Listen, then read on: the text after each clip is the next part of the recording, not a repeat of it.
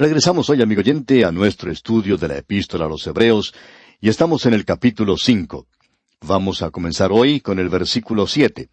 Una vez más queremos repetir que este es un libro con el cual nos sentimos totalmente inadecuados para tratarlo.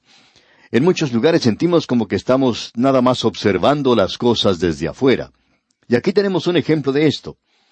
Hablando del Señor Jesucristo en el versículo 7 de este capítulo 5 de la Epístola a los Hebreos, se dice que Él es sacerdote según el orden de Melquisedec. Escuche usted.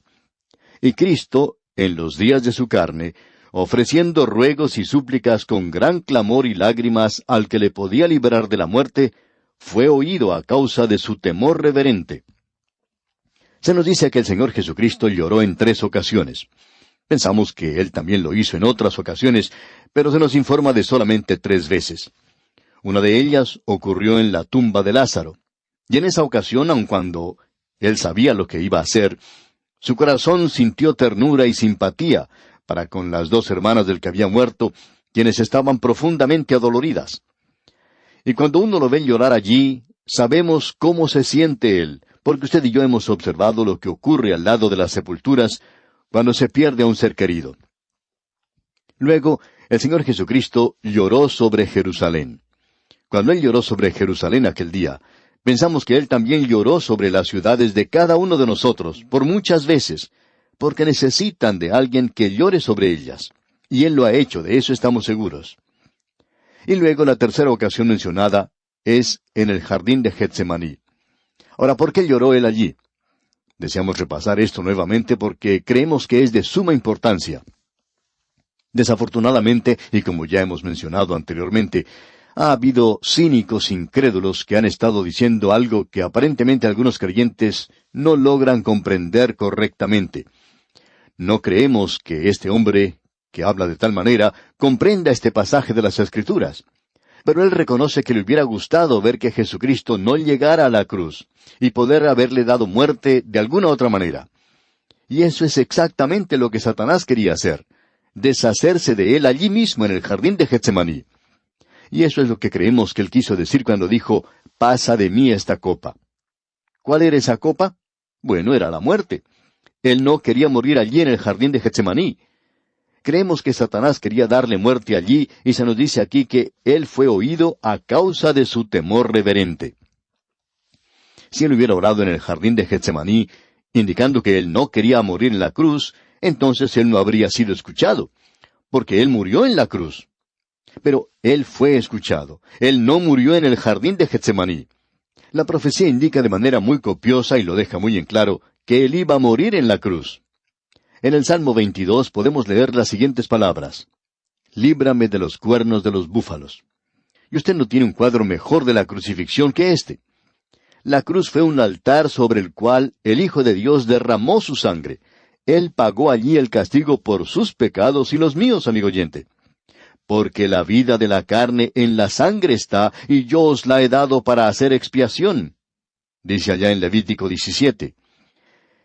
El sacrificio del Antiguo Testamento solo cubría el pecado. Yo la he entregado para expiar vuestros pecados. Él ha derramado su sangre en la cruz, que es un altar. Él le dijo a Nicodemo, «Y como Moisés levantó la serpiente en el desierto, así es necesario que el Hijo del Hombre sea levantado». Él no quería morir allá en el jardín de Getsemaní. Creemos que esa era su oración, una oración humana. Su sudor era como grandes gotas de sangre. El Señor Jesucristo, cuando estaba próximo a su muerte, al acercarse a la cruz, está orando para ser librado de eso. Se nos dice aquí que Él fue oído a causa de su temor reverente. Ya hemos tratado con eso anteriormente en esta misma epístola, que el temor no es algo que siempre está mal. Hay personas que opinan que si uno siente temor bajo cualquier circunstancia, entonces ya no está viviendo realmente la vida cristiana. Sería algo anormal si uno no sintiera temor, amigo oyente. Creemos que necesitamos un poquito más de temor en las iglesias cuando nos reunimos. El temor de Jehová, el temor del Señor. Ese es el principio de la sabiduría. Él tuvo temor, y creemos que es a eso a lo que se refiere aquí. Tenemos otra pregunta que hacernos a nosotros mismos. En el versículo 8 y en el versículo 9 se nos dice, «Y aunque era hijo, Por lo que padeció, aprendió la obediencia, y habiendo sido perfeccionado, vino a ser autor de eterna salvación para todos los que le obedecen. La única clase de salvación que Él ofrece, amigo oyente, es eterna. Si usted la pudiera perder mañana, entonces no sería algo eterno. Es de alguna otra clase. Por cierto que no es eterna. Pero Él ofrece eterna salvación para todos los que le obedecen. Ahora, ¿qué es obediencia? Bueno, la gente en cierta ocasión se acercó al Señor Jesucristo y le hizo una pregunta. ¿Cuál es la obra de Dios? Y Él dijo, esta es la obra de Dios, que creáis en el que Él ha enviado. Si usted quiere obedecer a Dios, confíe en Cristo. Eso es lo que Él está diciendo. Pero hay algo aquí que nosotros no comprendemos y debemos confesarlo. Estamos aquí frente a un misterio. ¿Por qué tuvo el Hijo de Dios necesidad de aprender obediencia por medio del sufrimiento? ¿Y por qué tuvo necesidad de ser hecho perfecto cuando Él ya era perfecto? Estamos aquí frente a un misterio que no podemos comprender.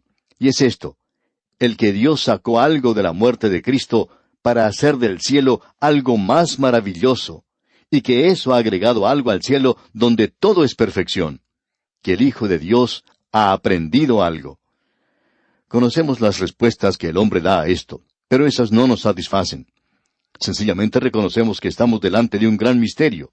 Él vino a este mundo, Él tomó en sí nuestra humanidad, y en esa humanidad Él obedeció a Dios. Él dijo, he venido a hacer la voluntad de mi Padre. Y estando en la condición de hombre, se humilló a sí mismo, haciéndose obediente hasta la muerte y muerte de cruz. Cuando yo muera, si el Señor no viene antes, amigo oyente, yo no voy a ser obediente en cuanto a esto. Yo no quiero morir. Creemos que es algo morboso hoy que haya algunas personas que siempre están queriendo morir, amigo oyente.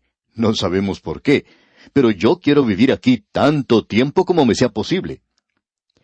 El autor de estos estudios bíblicos, el Dr. J. Vernon McGee, contaba que cuando él tenía cáncer, había mucha gente que le escribía diciendo, nosotros estamos orando por usted para que el Señor le sane.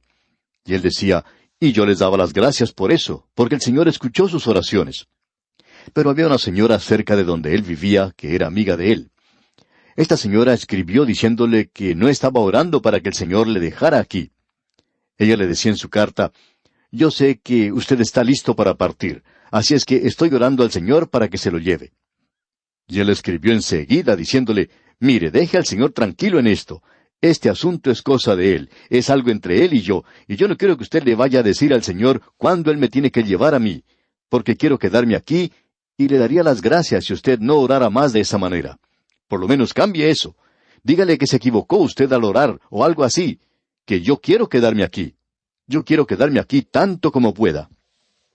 Amigo oyente, reconocemos que estamos ante un misterio, que necesitamos que el Señor nos enseñe algo en esto. Eso es todo lo que podemos decir en cuanto a esto, y no podemos decir nada más.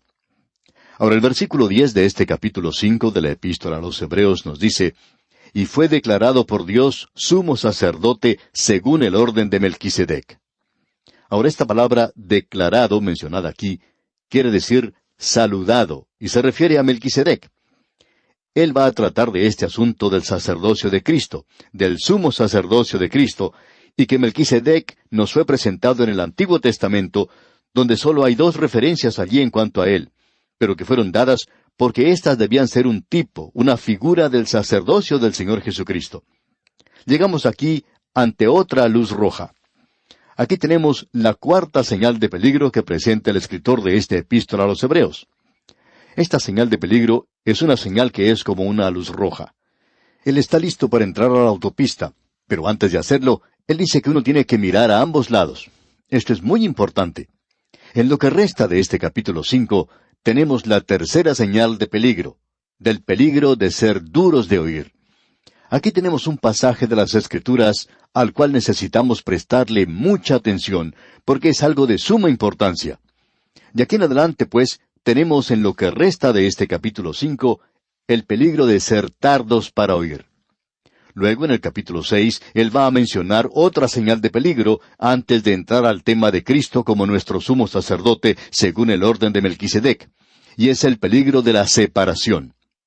Nos estamos acercando, como probablemente usted ya sabe, a un gran capítulo, al capítulo 6 de esta epístola a los Hebreos, y ahora queremos finalizar esta sección para que Dios mediante, en nuestro próximo estudio, podamos prestar toda la atención necesaria a este maravilloso capítulo 6. Reconocemos que existe allí un problema, pero ya vamos a tratar con eso. Notemos ahora aquí que tenemos esta luz roja en el versículo 11 de este capítulo 5 de la epístola a los Hebreos. Dice: acerca de esto tenemos mucho que decir, y difícil de explicar, por cuanto os habéis hecho tardos para oír. El apóstol Pablo dice, y repetimos que creemos fue el apóstol Pablo quien escribió esta epístola, y él dice: yo tengo muchas cosas que decir, pero ¿por qué es difícil de explicar? El problema era que ellos se habían hecho tardos para oír. Él lo podía declarar, pero ellos no lo podían asimilar. Esto a veces sucede cuando uno va a la iglesia. Usted tiene un pastor que enseña lo que la Biblia dice y lo explica de varias maneras. Y después del servicio usted conversa con alguna otra persona y dice: bueno, yo no creo que el pastor habló claramente hoy. No creo que su mensaje estuvo a la par con lo que él puede hacer. Pero, ¿se detuvo usted a pensar que el problema de ese día pudo haber estado en usted? Aquí dice: os habéis hecho tardos para oír. El problema no está en la persona que habla, sino en la que está escuchando. El problema de los oídos hoy. Ese es el gran problema de los creyentes: oír la palabra de Dios. El problema es sencillamente este, y Él lo va a tratar muy directamente. Cristo es sacerdote según el orden de Melquisedec. Pero este es un tema bastante difícil que requiere una percepción espiritual aguda. Requiere de las personas que estén alertas espiritualmente, que tengan un conocimiento de la palabra de Dios, que estén cerca de la palabra de Dios. Los creyentes hebreos tenían un cociente espiritual muy bajo, no un cociente intelectual, sino espiritual. Espiritualmente ellos estaban muy por debajo de lo normal. Y aquí dice él: difícil de explicar. Y eso quiere decir que era difícil para ellos comprenderlo, era difícil interpretarlo. Y la razón es porque ellos eran como niños pequeños. Todo lo que ellos comprendían era el lenguaje de los bebés. Da, da, y gu, gu, y todo eso. Y eso es todo lo que algunos de los santos quieren escuchar hoy. Quieren que el predicador les hable de esa manera, tan sencilla, infantil diríamos. No quieren algo que es difícil. Y esa es la razón por la cual algunos predicadores hoy están diciendo cualquier cosa en el púlpito. En realidad están asesinando la palabra de Dios. La matan completamente y presentan otra cosa que no es nada más que su propio punto de vista. Amigo oyente, la razón por la cual existe esto es que a muchas personas les gusta escuchar esta clase de lenguaje de los niños. Ahora él va a hablar de una manera muy directa, va a poner su dedo en la llaga. En el versículo 12 leemos: porque debiendo ser ya maestros, después de tanto tiempo, tenéis necesidad de que se os vuelva a enseñar cuáles son los primeros rudimentos de las palabras de Dios. O sea que ellos debían haber aprendido su abecedario. Algunos quieren ya recibir su diploma de graduados, pero ni siquiera conocen el alfabeto. Por tanto, él tiene que repasar otra vez esto para los bebés. Él tiene que darles la leche otra vez. Tenéis necesidad de que se os vuelva a enseñar cuáles son los primeros rudimentos. Y esta palabra rudimentos viene de la palabra griega stoikion, de la cual obtenemos la palabra Adán, digamos de paso. Se refiere a elementos primarios, a las primeras letras de la vida cristiana. Ellos ya deberían ser maestros, deberían ser santos maduros. En lugar de eso, son como bebitos, y necesitan que alguien les ayude.